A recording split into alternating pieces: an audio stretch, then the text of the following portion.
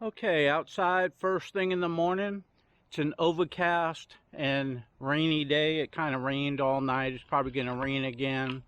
Don't know if the sun's going to be out.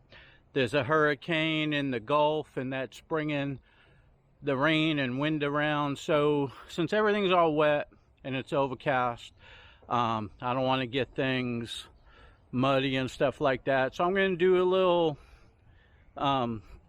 a couple little videos on things that I need to catch up on, starting with my watermelons over here. I have fertilizer and I'm going to fertilize them, but first what I'm going to do is, you notice my watermelon vines are doing really well. I have a few that aren't, and I'm going to go ahead and tackle those first. This one right down here by that post, I always put a post where my drip irrigation is, so when things get overgrown I know where the drip is and I can check it. But these watermelons came up and they got to be about 3 foot long, and then I had either a vine borer or a cutworm go ahead and destroy it. So I'm going to go ahead and replant that. But what I'm going to do is show you how usually I'm on top of things, but I've been having so much work to do lately that I didn't do it soon enough. But I'm going to protect the ones I got going now. I'm going to go ahead and show you how to eliminate vine borers and cutworms. So let's get at it. Okay, so right here is the vine, and it looks pretty good there. So there's a few things you could do with that. You could take cling wrap, and you could wrap it around. You could take cellophane and wrap it around. But I like to use graphing tape because it stretches and it's on a roll. So I'm going to get in here right now and take this .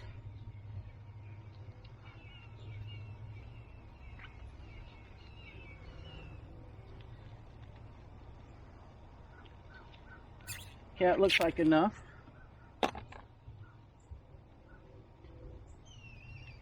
And I'm going to go ahead and wrap it a couple times around.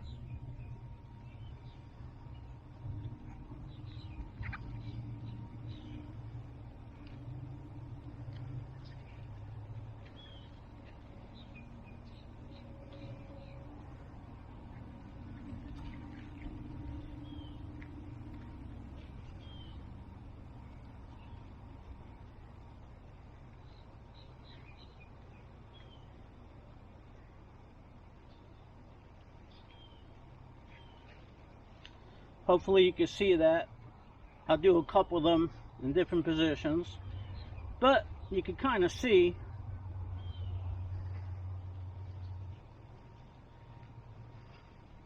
going to clear some dirt away now right here, and I'm going to continue around all the way to the bottom just like that.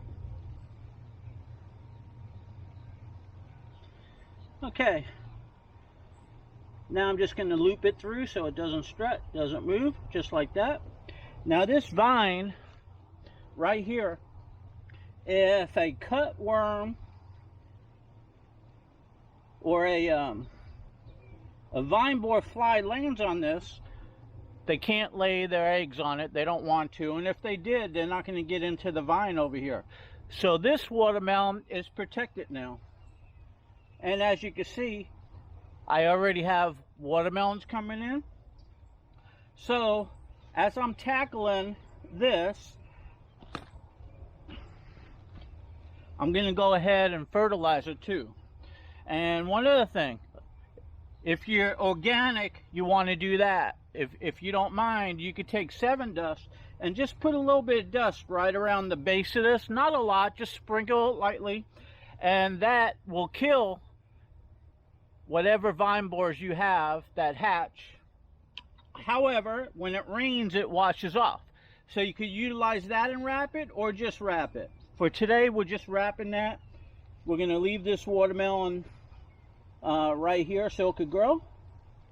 While I'm in here, I'm going to go ahead and pull up whatever weeds I see. Get roots and all, and I'll come back to that later. And my drip irrigation over here. So let me go ahead and do another for you. Okay, I'm going to make my way over here to another vine, which is right here. Here's a vine, and I'm going to go ahead and tackle this one right there. Okay, so I don't want to hurt my watermelon plant, so it's hard to get in here. But I'm going to go ahead, pull these out, and protect this vine. This vine right here.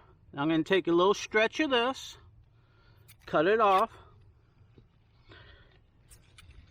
lift it up a little bit, remove some dirt around it like that. Now I'm going to take this and slip it under.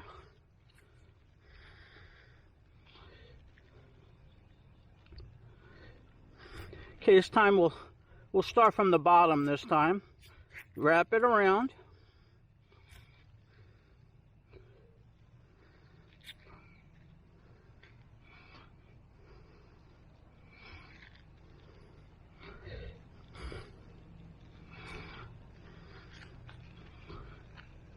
Okay, just like that. Just wrap it around going up.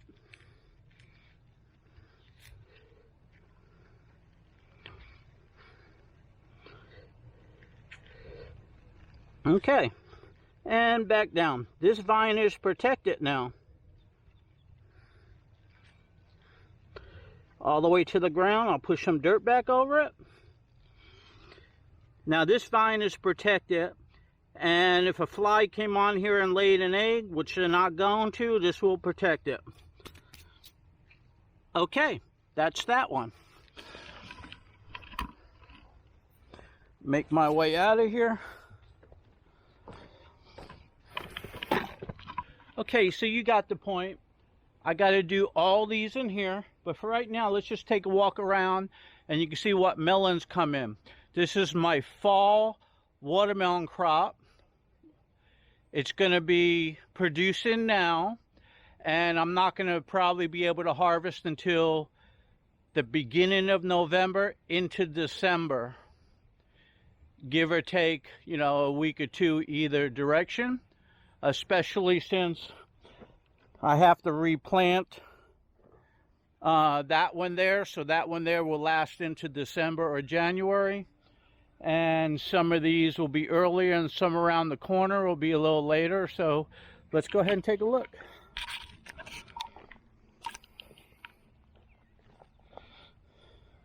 You can see there's a lot of blossoms right now. And there's little watermelons coming in all over. There's a lot of them. But let's go ahead and take a peek and see what we find. Here's one right now that got the jump on everybody. Here's another one right there, got the jump. And there's probably a couple in there that you can't see when the leaves cover them. Well, let's go ahead and walk around. I have everything growing on mulch, as you notice. Okay, here's another watermelon coming in.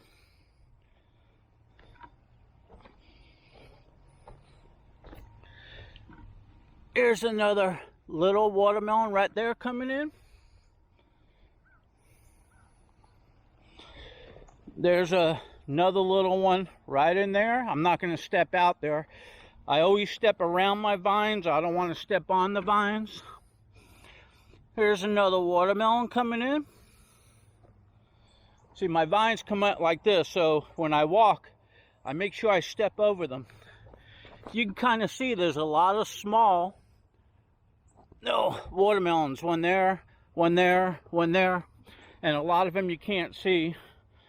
They're covered by the leaves. A lot of blossoms. Okay, and right over here, another watermelon. Another watermelon. So relatively, there's bunches of watermelon. A lot of them are hiding. There's a watermelon right there.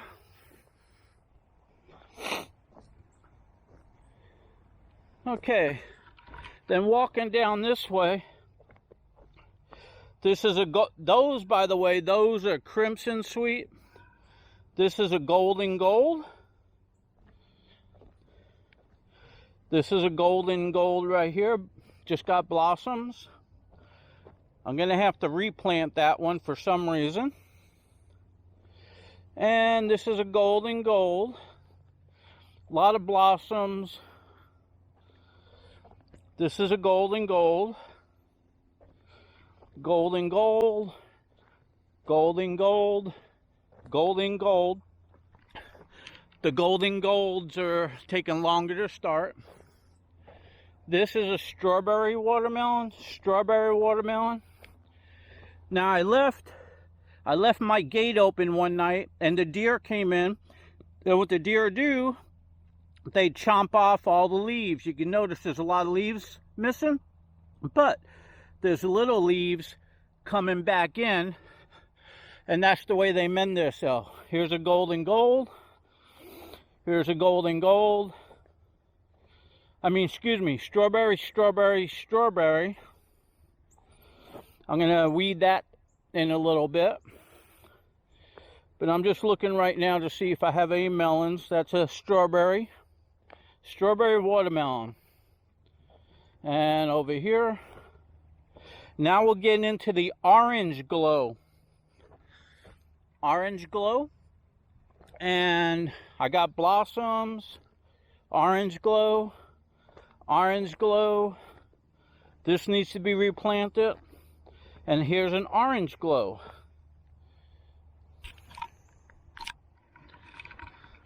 So anyway, the crimson sweets took off faster and they're producing blossoms and melons earlier. But the orange glow isn't that far behind. They were the last ones I planted, by the way, because they were still in the mail at the time. Same thing with the strawberry watermelon. So it goes to reason that they'll be coming in later.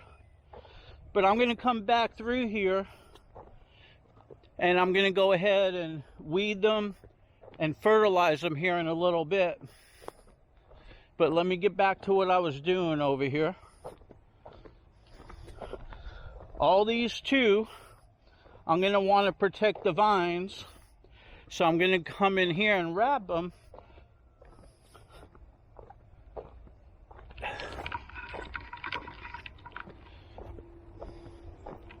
You know, coming down the backside this year, I'm letting them grow in this way over here since I didn't plant my fall crop yet. And everywhere you look, there's some watermelons going on. So I'm happy so far with what's coming in. Here's another watermelon right there. And there's a lot that you can't see that are under, so... Anyway, with me, it's not about how many watermelons you get or how large they get. It's all about the quality of them. I fertilize twice a week with Comfrey Bakken 14 and Mexican sunflower. And right now I'm going to go ahead and put, let me go on this side. I'm going to go ahead and put 10, 10, 10. And I'm going to go ahead and put limestone. And this here is organic. The 10, 10, 10 all-purpose. I don't think it's organic. But it's the type of fertilizer it needs. That's important. And this is important. And then for watering, let me show you what I do for watering. Let me go... Gotta step over my grapevines. Okay. So for watering, I'll take this one over here, since there's no vine here. But this here, this is an emitter, and that's an emitter that goes to my irrigation pipe over there. This emitter is 2 gallons an hour, and that's 2 gallons an hour. So they're getting 4 gallons an hour of water.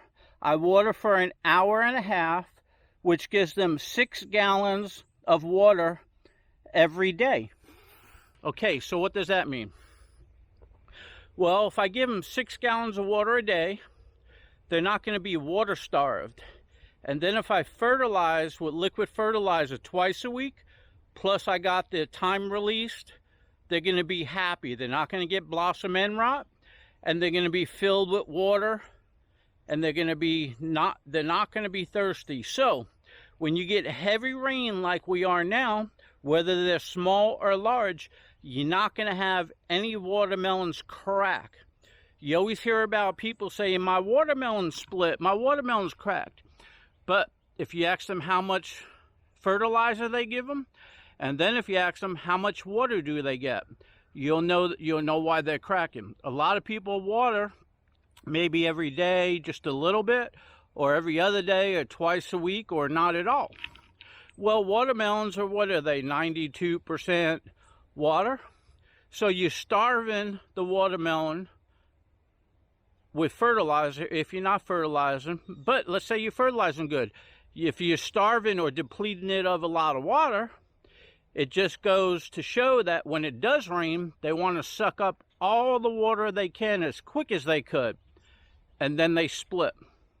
But if they're healthy and happy and filled with water, they're not going to split at all. And if you fertilize properly, you're not going to get blossom end rot. So with that said, I'm going to go ahead and get back at treating these. And but first, let me go ahead and fertilize some of them.